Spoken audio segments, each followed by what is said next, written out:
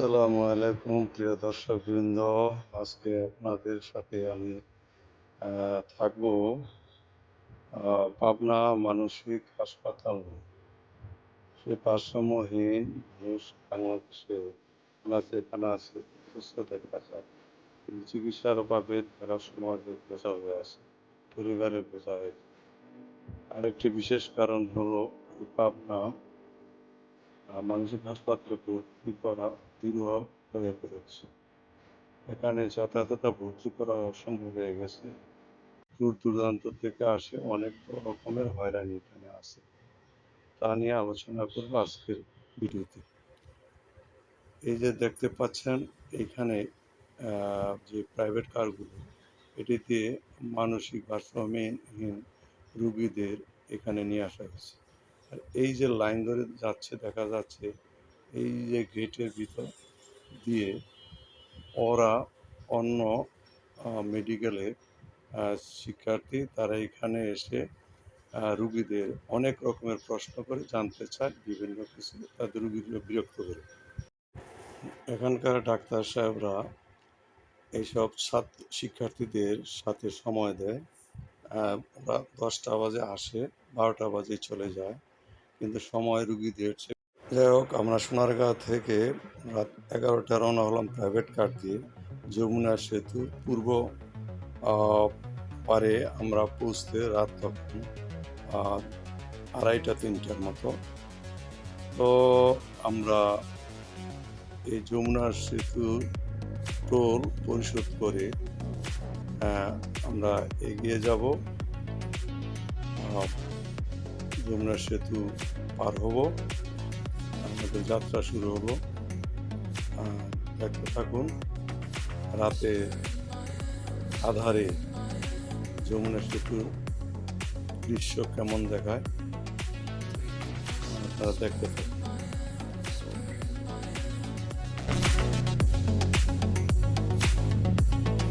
রাত্রের যাত্রা রিক্স জেনেও রওনা হলাম, কারণ সকাল 7টার ভিতর আমাকে পৌঁছতে হবে হাসপাতালে। তাছাড়া যদি সেই টাইমের পর দীর্ঘ সময় চলে যায়, তাহলে ডাক্তার পাবো না, রুগী দেখতে পারবো না। আমি যে উদ্দেশ্যে এখানে রওনা হয়েছি তা সফল হতে পারবো না। এই জন্য আমি রাত্রে যাত্রা শুরু করেছি রিক্সের মধ্যে। তো আপনারা বিশেষ করে আপনারা দিনে যাবেন যদি জানতে চান বা দেখতে চান। আর রুগী নিয়ে গেলে আপনার রাতে যেতে হবে দূর দূরান্ত থেকে। আপনার যে জায়গা থেকে যাবেন আপনাদের সময়টা আমি বলেছি, তো এই সময়টা হইতে হবে সকাল 7টার মধ্যে পৌঁছতে হবে, যাতে আপনি 8টার মধ্যে রুগী নিয়ে লাইন ধরতে পারেন এবং সেখানে অনেক রুগী দেখতে পাবেন এবং অনেক রকমের দালাল এবং গার্জিয়ান বিভিন্ন রকমের আছে। এখানে অনেক রকমের উৎপাতও আছে। আপনাকে সঠিক চিন্তা ভাবনা করে এগিয়ে আগাইতে হবে, যাতে প্রতারণার শিকার না হয়। তো এখানে বিভিন্ন প্রতারণার ফাঁদও আছে। তো আমরা চলছি, আমরা ব্রিজ পার হয়ে এখন আমরা চলে যাচ্ছি, এগিয়ে যাচ্ছি। আমরা এখানে আসতে ঢাকা থেকে আসলে আমরা চলেছিলাম নিউ মার্কেট হয়ে গাবতলী দিয়ে সাভার হয়ে মির্জাপুর, চন্দ্রা, টাঙ্গাইল, এলাঙ্গা হয়ে যমুনা ব্রিজ। তারপর যমুনা ব্রিজ পার হয়ে সিরাজগঞ্জ, হাটি, কুমরুল, এখানে গোলচক্কর আছে, সেখান থেকে আমরা দক্ষিণ দিকে এগিয়ে উল্লাপাড়া, শাহজাদপুর, বাঘাবাড়ি, তারপর বেড়া থেকে দুদিকে যাওয়া যায়, একটা সাথিয়া দিয়ে আরেকটা কাশীনাথপুর দিয়ে অনেক ঘোরা হয়, ফলে আমরা গেলাম সাথিয়া দিয়ে আতাইকুল্লা। আর বেড়া থেকে কাশীনাথপুর দিয়ে আতাইকুল্লা যেতে অনেক ঘোরা এবং সময় লাগে, তাই আমরা এইভাবে চলে গেলাম।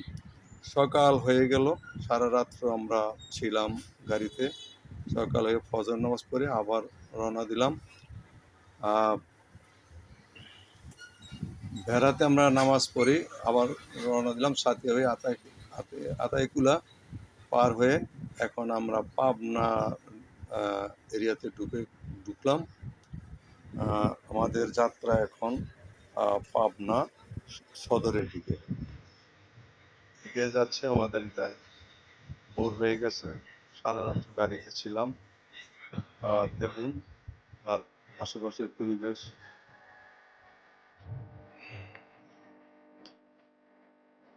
অনেক সুন্দর, আশেপাশে ভালো লাগবে।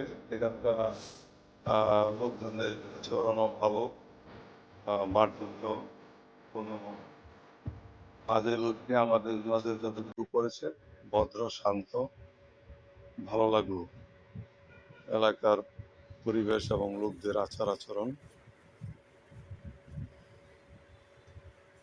তো দেখতে থাকুন।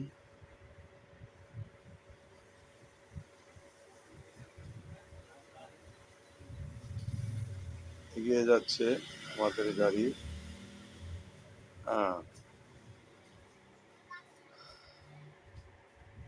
তো যাই হোক, আমরা আজকে আপনাদের সেখানে নিয়ে যাব এবং পরিবেশটি দেখাবো, বিভিন্ন আলোচনা করব এবং জানবো। তো এতটুকু আমাদের জানা আছে যে সেখানে বিভিন্ন ফাঁদ আছে, প্রতারণার শিকার হবেন না কেউ। সরকারিভাবে ভর্তি হতে বিভিন্ন কাগজপত্র প্রয়োজন পড়ে রোগীর। ইউনিয়ন অফিস থেকে নাগরিকত্ব সনদ, এনআইডি কার্ড খুবই জরুরি। এনআইডি কার্ড না থাকলে ওরা ভর্তি করতে চাবে না। তারপরে যদি সে নর্মাল হয় তাহলে তাকে ভর্তি করবে না। স্বাভাবিক এক বিভাগ থেকে ডাক্তার দেখে চেক করে তাকে কিছু ওষুধ দিয়ে দিবে, সেটা নিয়ে বাসায় খেলে সুস্থ হয়ে যায় রোগী। আর যদি খুব সিরিয়াস মানসিক ভারসাম্যহীন হয়ে যায় তখন তাকে ডাক্তার সাহেব ভর্তি করবে এবং সেখানে গেলে প্রথমে ভোরে গেলেই তাকে রেজিস্ট্রেশন করতে হবে এবং সমাজ কল্যাণের লোকেরা এসে 10টার দিকে রেজিস্ট্রেশন করবে, তার সম্বন্ধে জানবে বিভিন্ন কিছু। তারপর তাকে একটা ফর্ম পূরণ করতে দেবে। ফর্ম পূরণের পর অপেক্ষা করতে হবে। পরবর্তী 10টার দিকে ডাক্তার সাহেব আসবেন এবং বিভিন্ন চেম্বারে বসবেন। বহির্বিভাগে ডাক্তার থাকবেন এবং ভিতরে ডাক্তারও থাকবেন। তা আমরা এখন জিজ্ঞাসা করলাম এই লোকটার কাছে যে পাইলানপুর কোন দিক দিয়ে যাব। তো পাইলানপুর পাবনা গোলচক্কর থেকে পাইলানপুর থেকেই আমরা পাবনা মেডিকেল কলেজ হয়ে মেন্টাল হসপিটাল চলে যাব। তো আমাদের দেখিয়ে দিল যে ওদিকে যান, আমরা বাম দিকে যাচ্ছি, আবারও বাম দিকেই আমরা যাব। এইভাবে কয়েকবার বাম দিকে যেতে যেতে আমরা এক সময় পাবনা মেডিকেল কলেজে চলে যাব। বিভিন্ন অফিস আদালত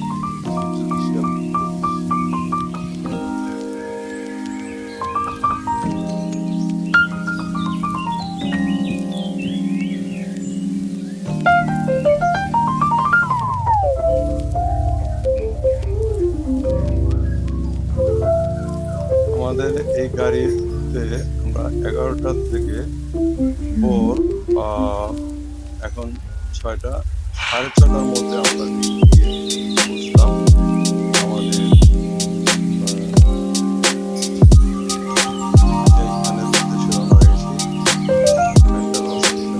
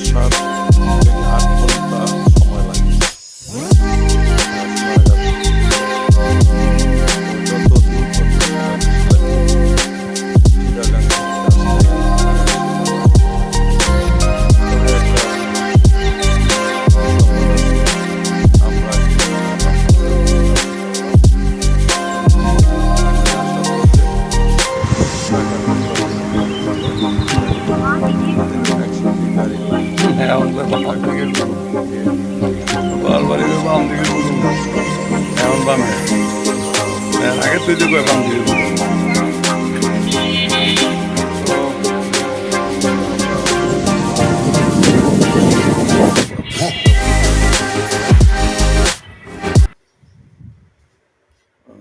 এই তো আমরা এসে গেছি, আমরা যথাস্থানে। বিশাল মাঠ, চারিদিকে খোলা মাঠ। এই যে দেখুন, এই চত্বর, মানসিক হাসপাতালের চত্বর এটি।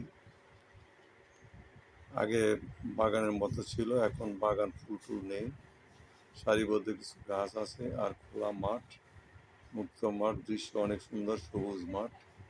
চারিদিকের দৃশ্যটা দেখুন।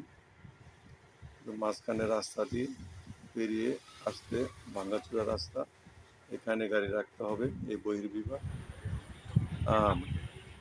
তো আমরা বহির্বিভাগে চলে আসলাম এবং এখানে মাঠের মধ্যে আমরা গাড়ি পার্কিং করলাম। এই তো গেট, মানসিক হাসপাতাল বহির্বিভাগ। দেখুন, এই যে দেখতে পাচ্ছেন, এগুলো বিভিন্ন কলেজ থেকে এসেছে। তাদের মানসিক রুগীদের সাথে সাক্ষাৎ করবে, বিভিন্ন আলোচনা করবে ডাক্তারের সাথে, তারা প্রশিক্ষণ দিচ্ছে। এই তো দেখুন, এখানে বহির্বিভাগে অনেকে লাইন ধরে আছে, ডাক্তারে এসে গেছে সকাল 10টার পর। রুগীদের এবং অভিভাবকদের আনাগোনা। বাইরে অপেক্ষা করছে অনেক রুগী এবং অভিভাবক।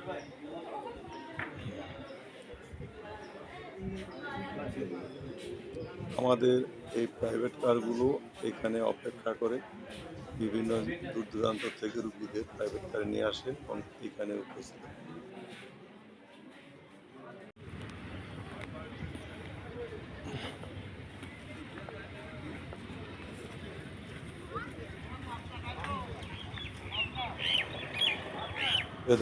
দেখতে দেখতে ভিডিওটির শেষ প্রান্তে আমরা চলে এসেছি।